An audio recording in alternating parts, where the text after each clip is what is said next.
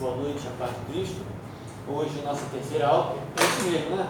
Não estou perdido, né? Nossa terceira aula, né? Vamos dar continuação aqui da nossa matéria, pneumatologia ou paracletologia, doutrina do Espírito Santo. Hoje, pelo menos inicialmente, estaremos abordando aqui os nomes divinos recebidos pelo Espírito Santo. E aí vamos lá. Espírito de adoção. Espírito de adoção. Aqui vale uma pergunta: será que toda a humanidade são filhos de Deus? Alguns não sabem se colocar, se comportar, alguns fazem uma miscelânea, uma mistura, né?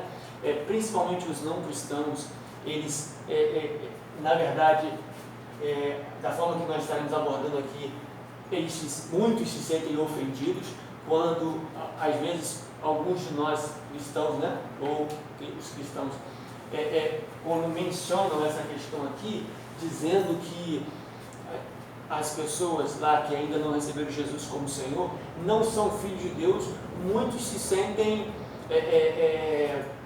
até mesmo insultados. E eu já me senti assim. Como assim eu não sou filho de Deus? Como assim? Que história é essa que eu não sou filho de Deus? Logo antes de eu me converter a Cristo. Então eu já me senti, um tempo atrás, eu me senti ofendido quando me falaram de uma forma não explicada, né? Não me explicaram, só apenas lançaram ao vento, né? Dizendo que eu não era filho de Deus. Então eu achei isso muito pesado.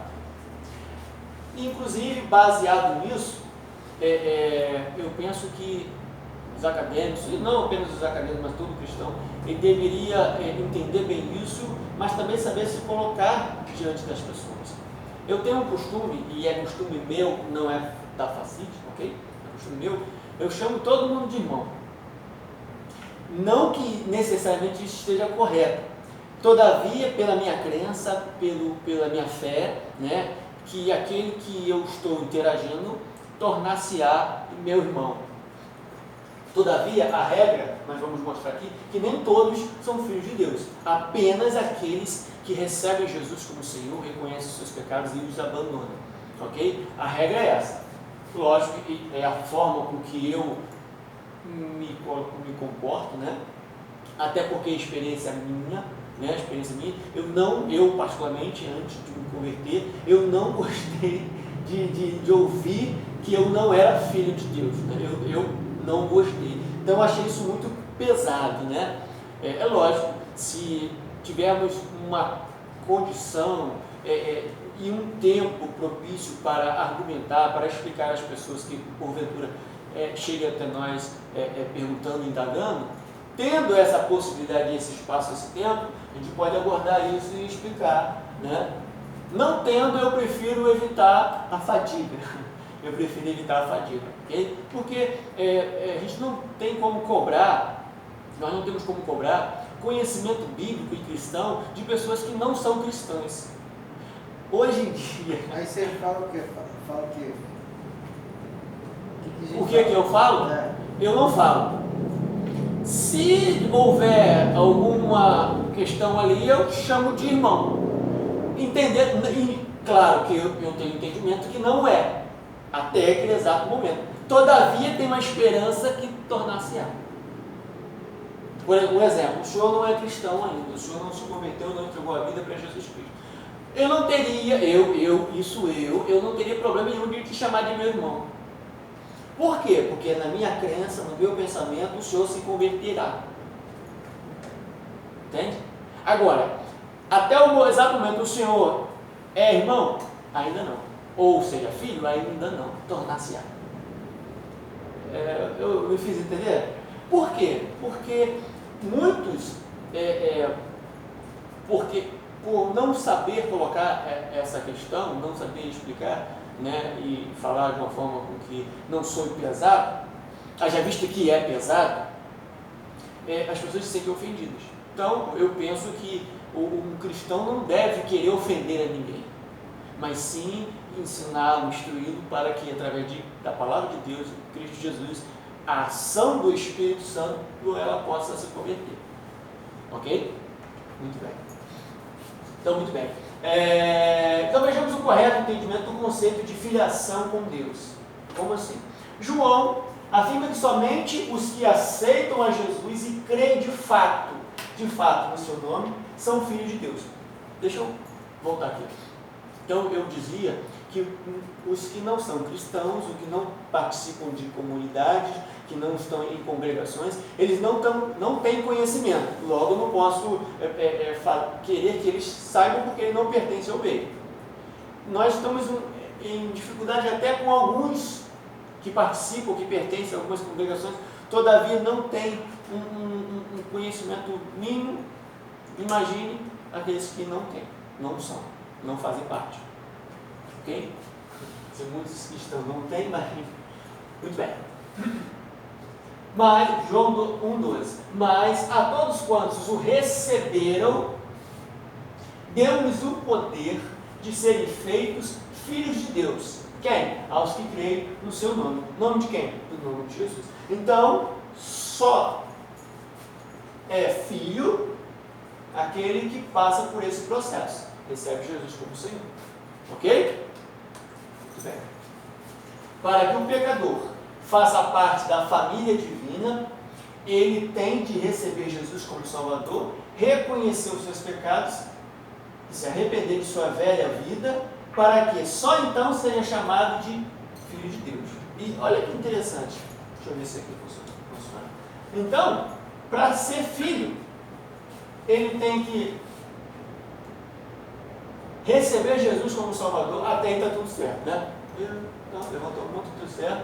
Reconhecer seus pecados, aí já começa um certo problema hoje em dia, que muitos hoje não reconhecem os seus pecados. Até porque alguns segmentos não trabalham muito essa questão, apesar que não é matéria de armatiologia, né? Doutrina do pecado, mas muitos não se atêm a essa questão. Pecado, até na verdade, nos parece que em alguns lugares é evitado falar a respeito desse assunto. Não é bom tocar nesse assunto, não, porque vai mexer com a situação de alguém. E a pessoa ela é uma boa dizimista e tal, e ela está meio enrolada, mas vamos continuar. E se arrepender de sua velha vida. Se arrepender, aqui nos dá uma ideia de que ela sente um pesar, ok? E abandona as práticas antigas. Ok? Isso seria arrependimento, ou isso é arrependimento. Só então seria chamado filho de Deus. Então, será que eu posso pensar que hoje existem muitos que estão congregando, mas ainda não se tornaram filhos de Deus? Que coisa, né? Mas vamos continuar.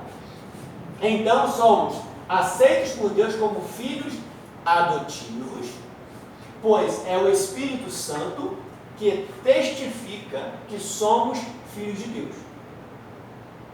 O fato de sermos chamados filhos adotivos de Deus não implica em desvalorização de nossa relação com Deus, de forma alguma.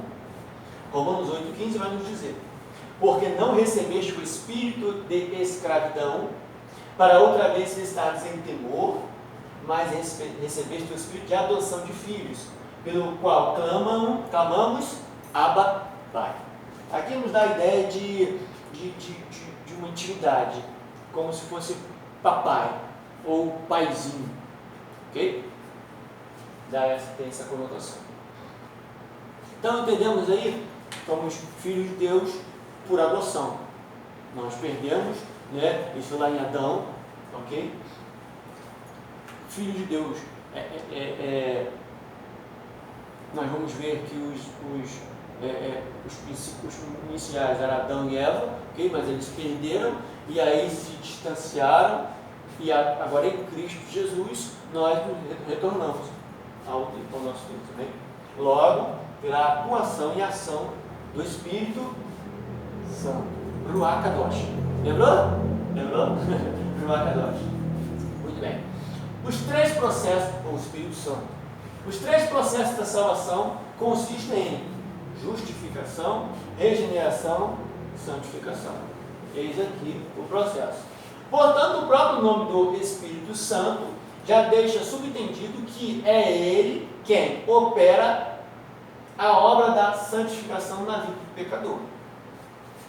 Então, isso aqui é muito interessante, justificação, porque nós tornamos justos, o Senhor nos justificou, nos justifica, ok? O Senhor nos regenera, essa regeneração dá-nos a ideia de nós passamos a ser nova criatura, ok? As coisas velhas já passaram, então passou, meu. Nada de fazer coisa antiga, coisa velha, ok? As coisas velhas já passaram, eis que tudo se fez novo, tudo novo, nada de práticas antigas, pensamentos antigos, tudo novo.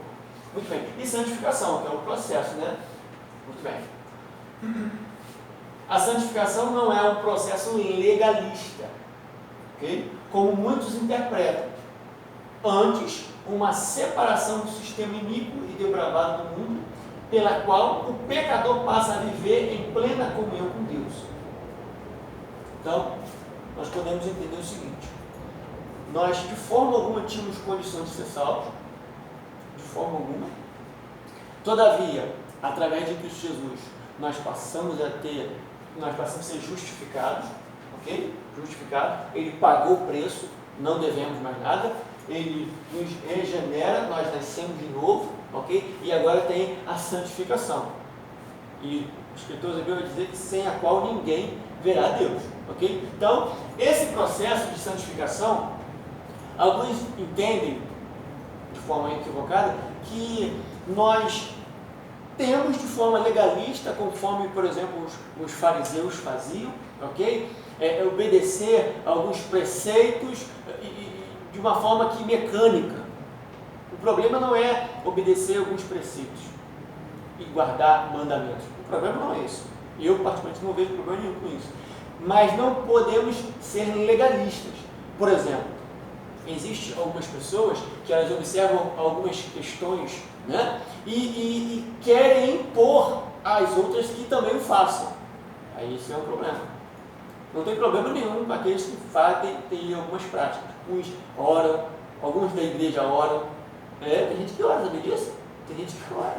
E não tem problema nenhum nisso. Ok? Mas não tem que impor isso a todas as pessoas. Já visto que eu acho que todos deveriam orar. Mas isso não pode ser uma coisa legalista, que só é crente aquele que ora. De qual forma? Da forma X. Não tem essa questão. Não, é aquele que ora deitado, que coloca o peito, né, no chão e ora como Davi orava. Essa é a oração certa. Não, a oração certa é aquela que a gente faz de joelho. Não, a oração certa é aquela que a gente faz de olhos fechados. Não tem nada a ver. Pronto, aí fugiu. Ok? Mas essa santificação é o próprio Espírito Santo atuando no ser humano, tendo uma correspondência, ok? E que nos leva, ou vai levar as pessoas que assim foram salvas, né?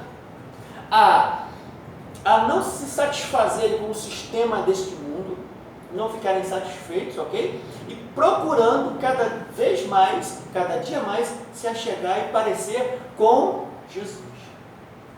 Okay? Então é assim que o Espírito Santo vai atuando, conforme estamos vendo aqui, na vida daqueles que foram salvos. Okay? Vai tendo essa interação, essa amizade, por que não chamar de comunhão, de koinonia, de estar em comum, ok? Com isso, ele vai, e isso é contínuo, isso é uma coisa contínua. Mas, professor, tem pessoas que não fazem essas coisas não, então, aí a gente não sabe falar a respeito dessas pessoas, a gente tem uma certa dificuldade também. Não sabemos o que aconteceu, né? Aí a gente não tem dificuldade de dizer. Agora, o processo de salvação passa por isso aqui. Esse, na verdade, é o processo. Ok? Justificação, regeneração e santificação. Santificação não é um processo legalista, como muitos interpretam, antes de uma separação do sistema iníquo, depravado do mundo. Agora, deixa eu colocar um pensamento meu também. Daqui a pouco a aula é sobre mim, não é sobre a matéria, né? Mas me ajude. Quando diz aqui uma separação do sistema iníquo e depravado do mundo, entendamos o seguinte: alguns, no passado, hoje de uma forma talvez exacerbada para o outro lado, alguns, por exemplo, nós estudamos, né, a história da igreja, vimos que alguns se retiravam dos centros urbanos, das cidades, ok? E deixa eu ver o que aconteceu aqui. Controle de usuário, o que você está fazendo aqui? Tudo bem. Então se retirava para os mosteiros, se retirava para os montes para orar, viver uma vida ascética, né? Ascética, ou seja, separada, ok? Apenas buscando. O que está vendo, gente?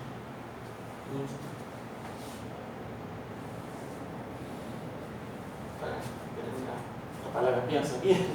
Então, se separar e deixar todo o sistema, tudo aquilo que representava na sua mente de erro, de engano e de mentira, que de fato era, então se separava totalmente, abandonava aquilo ali e vivia somente para Deus, né? Através das orações, do alto flagelo, ok? Então não é isso.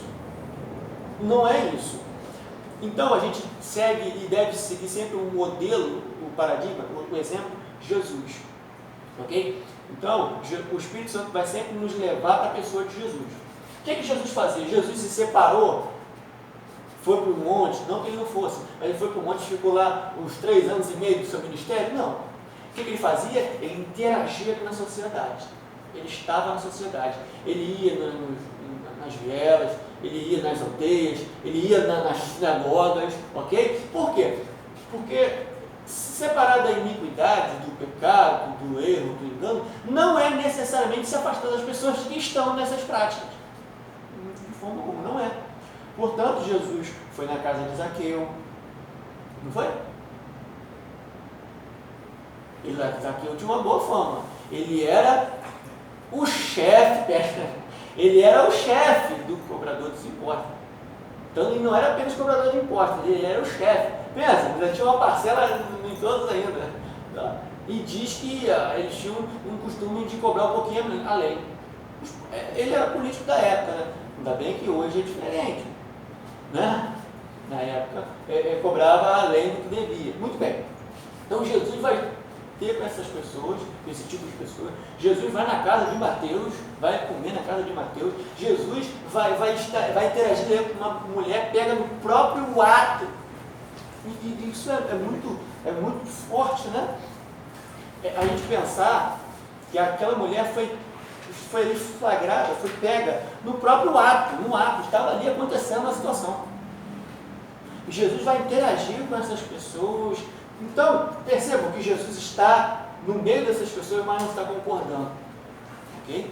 Então, separação é do sistema iníquo e não das pessoas que estão em pecado. Ok? Até porque a luz vai iluminar onde? Vai clarear onde? No meio das trevas.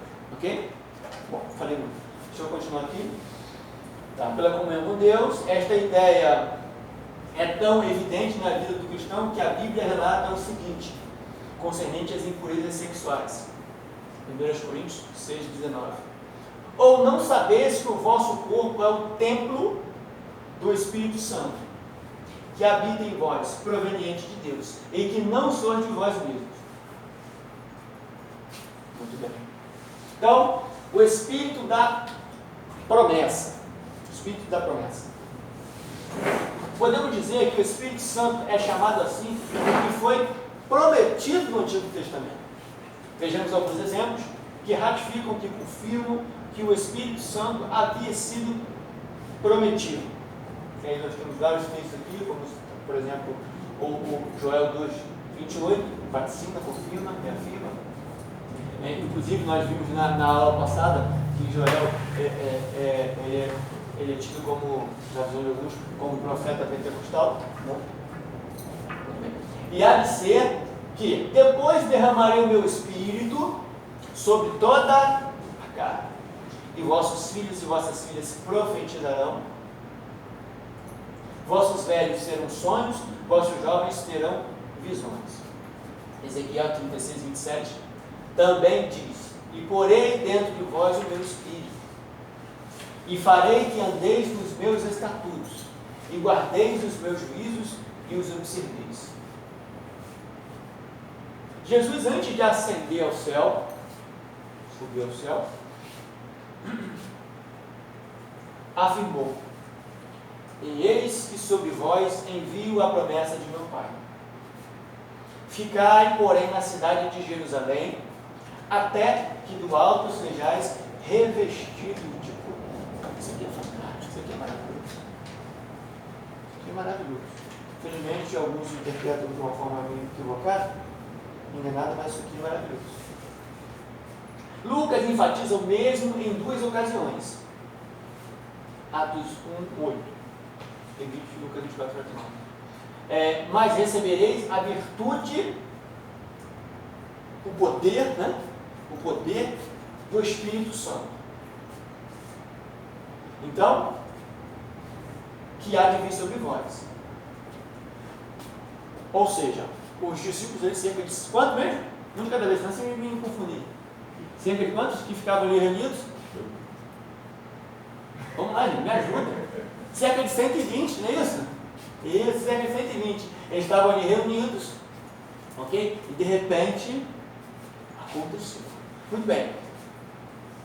Que há de vir sobre vós e ser-me-eis testemunhas, tanto em Jerusalém como em toda a Judéia, Samaria e até os confins da terra.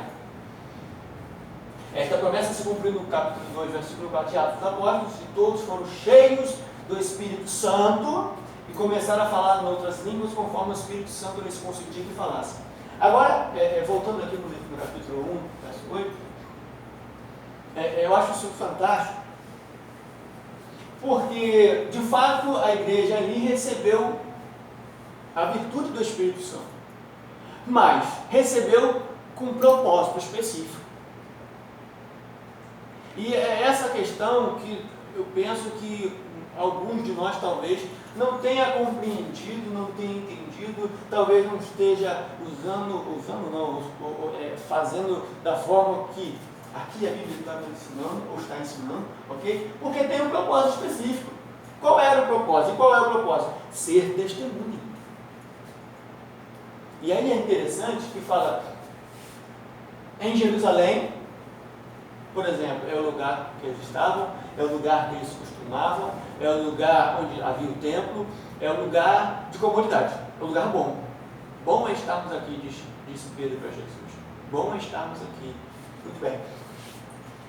Judéia, um pouco mais distante. Samaria, pronto. Samaria é o lugar onde não havia o povo, que os judeus não concordavam, discutiam, havia uma guerra entre eles. Então, até em Samaria, esses que receberam a virtude do Espírito Santo deveriam ir. Será que isso não seria suficiente para a igreja entender que a missão dela não é ir? É ser, lógico, testemunha em Jerusalém, Judéia e também em Samaria. Porque ser testemunha apenas em Jerusalém tranquilo. Ali tem os apóstolos, tem todo mundo ali. Judéia, mas Samaria, bom, muito bem. Espírito de verdade. O Espírito de verdade que o mundo não pode receber. Não pode receber. Porque não vê nem o conhece. Mas vós o conheceis, porque habita convosco e está em vós. João 14:17. Todas as palavras e ensinamentos de Cristo Jesus são revelados plenamente mediante a pessoa do Espírito Santo. Isto porque é Ele que fielmente e verdadeiramente representa a pessoa e os ensinos de Jesus. Então, toda vez, ou quase todas as vezes, que o Espírito Santo ele aparece nas Escrituras, ele vai apontar para Jesus. Apontar para Jesus. A Bíblia relata acerca do Espírito Santo, João 16:13, perdão. Mas quando vier aquele, o Espírito de verdade, ele vos guiará em toda a verdade. Porque não falará de si mesmo. Que coisa fantástica. Mas dirá tudo o que tiver ouvido e vos anunciará o que há de vir. Interessante isso, né? Ele não se busca glória para si, ele busca a glória para Cristo.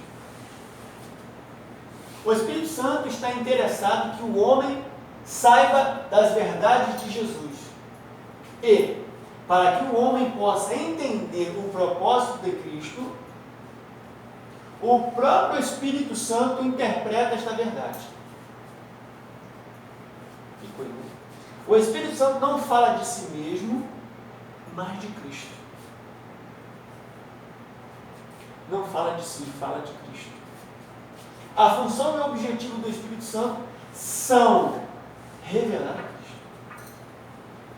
Então perceba que a ênfase que o Espírito Santo dá, sendo ele Deus, é apontar para Jesus. A ênfase que Jesus dava não era a respeito de si, mas revelar ao Pai, apontar para o Pai. A Trindade totalmente organizada, ninguém buscando glória para si. Não que não merecesse, não que não fosse devido, ok? Mas essa harmonia, que inclusive isso deveria fazer com que nós também entendêssemos isso, ou pelo menos buscasse de certa forma colocar isso em nosso meio, né? Temos hoje segmentos, né, em nossas congregações, de alguns quererem fazerem força para se destacar. E na verdade não deveria acontecer isso. Na verdade até acontece, é uma forma que praticamente natural. Todavia, deveria ser sempre apontando para Deus, sempre apontando para Cristo. Ok? Não é Josias que deveria aparecer, ou Alisson, ou qualquer um de nós. Sempre apontando para Cristo. Muito bem. Espírito da graça. Espírito da graça. O único que tem poder para transformar, tocando, sensibilizando o ser humano, é o Espírito da graça. De quanto maior castigo cuidais vós, será julgado merecedor aquele que pisar o Filho de Deus, e tiver por profano o sangue da aliança, com o que foi santificado, e fizer agravo ao Espírito da graça. Ele que está atuando agora. Agora, se tem um texto, se não me engano, acho que é em Tessalonicenses, se não me engano, diz, não extinguais o Espírito, né? Nos dá uma ideia de que, a exemplo do fogo, né? O fogo, como um dos símbolos, nós vamos, acredito que a gente vai ver hoje ainda, a respeito dos símbolos do Espírito Santo, a respeito do fogo, se houver uma chama acesa, né? E se ela estiver baixa, temos como... é isso que faz com a velhinha do aniversário? A pessoa, por exemplo, meio feia, né? Mas vou me ver memória agora, me perdoe.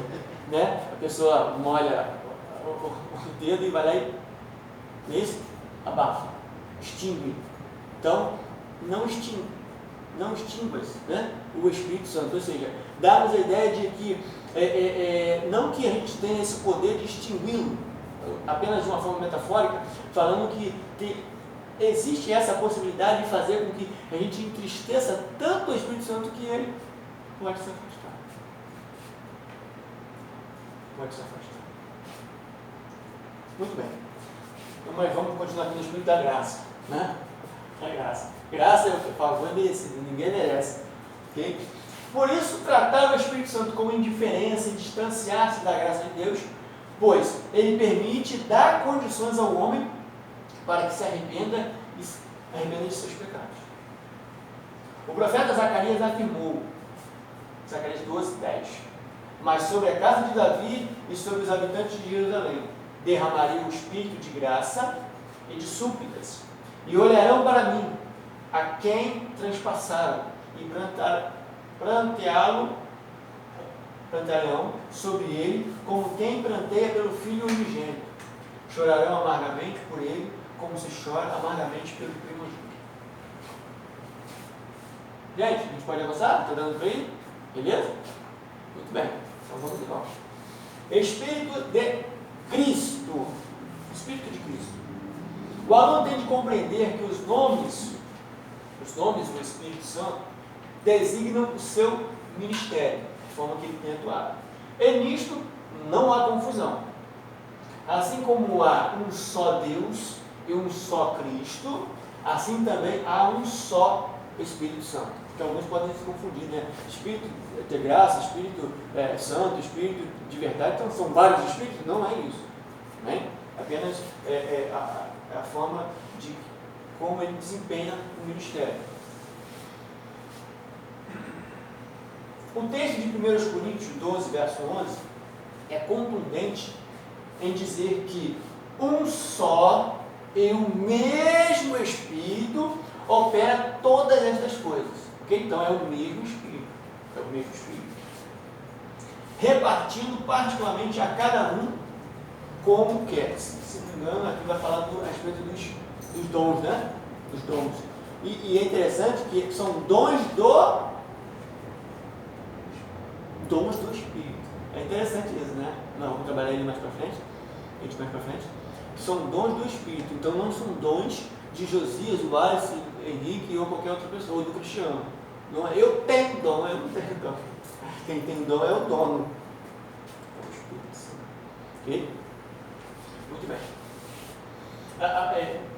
Na outra turma, né, quando nós abordamos esse assunto, chega a perguntar: mas professor, eu conheço uma pessoa que ela tem o dom, sempre manifesta nela o dom e tal. Não, o ser humano não tem dom. Dom do Espírito, né?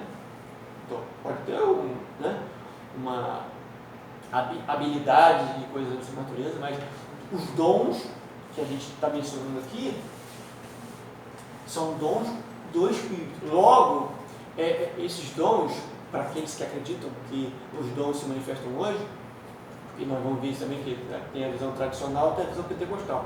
Nós acreditamos que estaremos abordando hoje ainda. Os dons, para aqueles que acreditam, eles se manifestaram ou se manifestam com propósito, não é sem propósito, para edificação de quem? Dele próprio, não é isso? Não, se eu tenho um dom, vai manifestar o dom em mim para a minha vida ser edificada, não é isso? Não. A igreja. Tem outra conotação. Então aquele irmão ele é espiritual porque manifesta o dom. Não necessariamente. A gente vê cada peça aí que Deus, né, pela sua misericórdia aí. Mas vamos voltar para cá, senão a gente entra em outros arraiais, né? Vamos lá. O Espírito Santo foi enviado para representar a pessoa de Cristo.